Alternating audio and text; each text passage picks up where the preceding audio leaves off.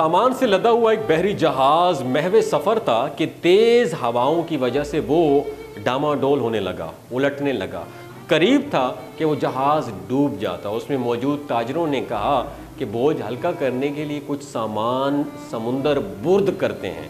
تاجروں نے مشورہ کر کے طے کیا کہ سب سے زیادہ سامان جس کا ہوا وہی پھینک دیں گے۔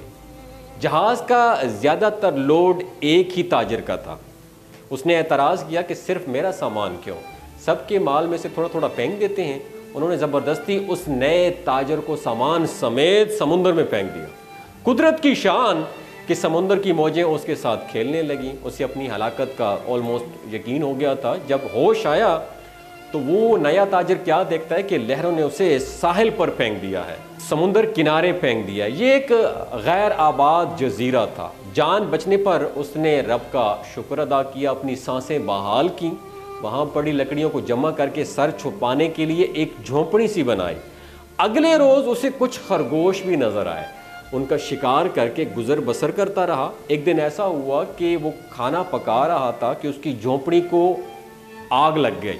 اس نے بہت کوشش کی مگر آگ پر قابو نہ پا سکا۔ اس نے زور سے پکارنا شروع کیا، تو نے مجھے سمندر میں پھینک دیا، میرا سارا سامان غرق ہو گیا، اب یہی جھونپڑی بچی تھی میرے پاس، میری کل کائنات یہی جھونپڑی تھی، اسی بھی جلا کر رکھ دیا، اب میں کیا کروں؟ یہ شکوہ کر کے وہ خالی پیٹ سو گیا۔ صبح سویرے جاگا تو عجیب منظر تھا۔ دیکھا کہ ایک کشتی ساحل پر لگی ہوئی ہے اور ملاح اسے لینے آئے ہیں۔ اس نے ملاحوں سے پوچھا کہ تمہیں میرے بارے میں کیسے پتا چلا، کس نے بتایا تجھے کہ میں یہاں پڑا ہوں؟ انہوں نے جو جواب دیا اس سے تاجر آلموسٹ شوق میں چلا گیا۔ ملاحوں نے کہا کہ ہمیں پتا تھا کہ یہ جزیرہ غیر آباد ہے، لیکن دور سے دھواں اٹھتا ہوا نظر آیا تو سمجھے شاید کوئی یہاں پھنسا ہوا ہے جسے بچانا چاہیے، اس لیے ہم تمہارے پاس آئے ہیں۔ پھر تاجر نے اپنا پورا قصہ سنایا تو ملاحوں نے یہ کہہ کے اسے مزید حیران کر دیا کہ جس جہاز سے تمہیں سمندر میں پھینکا گیا وہ آگے جا کر سمندر برد ہو گیا، یعنی غرق ہو گیا۔ یہ سن کر تاجر سجدے میں گر گیا، رب کا شکریہ ادا کرنے لگا اور کہا کہ پاک ہے وہ ذات جس نے مجھے بچانے کے لیے تاجروں کے ہاتھوں سمندر میں پھینکوایا۔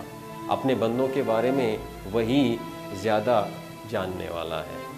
دوستو، اس کہانی کا خلاصہ یہ تھا کہ حالات جتنے بھی سخت ہو جائیں، اللہ کی رحمت سے مایوس نہ ہو، ہر حال میں اپنے اللہ پر بھروسہ رکھیے۔